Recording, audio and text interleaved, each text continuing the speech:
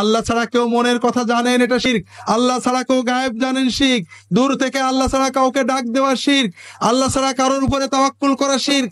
আল্লাহ ছাড়া কারোর কাছে সাহায্য চাওয়া শিরক। আল্লাহ ছাড়া কারোর নামে মানত করা শিরক। এইরকম অগণিত শিরক আমাদের সমাজে রয়েছে। কাজেই শিরকে জড়িয়ে থেকে যদি আপনি অনেক তাকওয়া করেন, তাহাজ্জুদ পড়েন, তাহলে কি আল্লাহর ওলি হবেন নাকি? হবেন না, শয়তানের ওলি হয়ে যাবেন। ওই রকম ইবাদত বন্দেগী তো আবু জেহেলও করতো। আরবের কাফেররা আল্লাহকে এক মানতো, একমাত্র রব্বুল আলামিন সর্বশক্তিমান মানতো।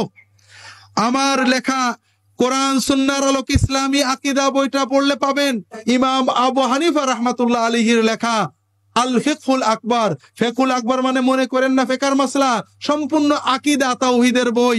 ঈমান কাকে বলে, ইসলাম কাকে বলে, আকীদা কাকে বলে, আহলুস সুন্নাত ওয়াল জামাত কাকে বলে, এই সব বিবরণ ইমাম আবু হানিফা নিজে দিয়েছেন, আপনারা পাবেন। ইমাম আবু হানিফা রাহমাতুল্লাহ আলাইহি উল্লেখ করেছেন, আল্লাহকে এক মানলেই মুমিন হওয়া যায় না। আরবের কাফেররা মানতো আল্লাহ ছাড়া কারোর ইবাদত করব না, আল্লাহর কোনো শরীক নেই, এই বিশ্বাস দ্বারা মুমিন হওয়া যায়।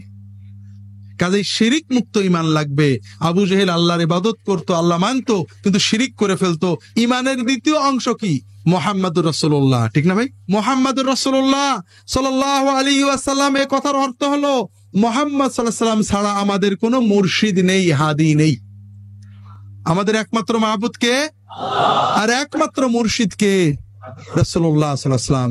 ইবাদত একমাত্র কার জন্য হবে? নামাজ দিয়ে কাকে খুশি করব? রোজা দিয়ে কাকে খুশি করব? মানত দিয়ে কাকে খুশি করব? ফরজ দিয়ে কাকে খুশি করব? সুন্নত দিয়ে কাকে খুশি করব? নফল দিয়ে কাকে খুশি করব? আল্লাহকে। আর ইবাদতটা হবে একমাত্র কার তরিকায়? রাসূল সাল্লাল্লাহু আলাইহি ওয়াসাল্লামের তরিকায়। সব কিছু হবে একমাত্র রাসূল সাল্লাল্লাহু আলাইহি ওয়াসাল্লামের তরিকায়। যদি অন্য কোন লোকের তরিকাকে আমরা প্রাধান্য দিই, তাহলে নবুয়তে শিরক হয়ে যাবে।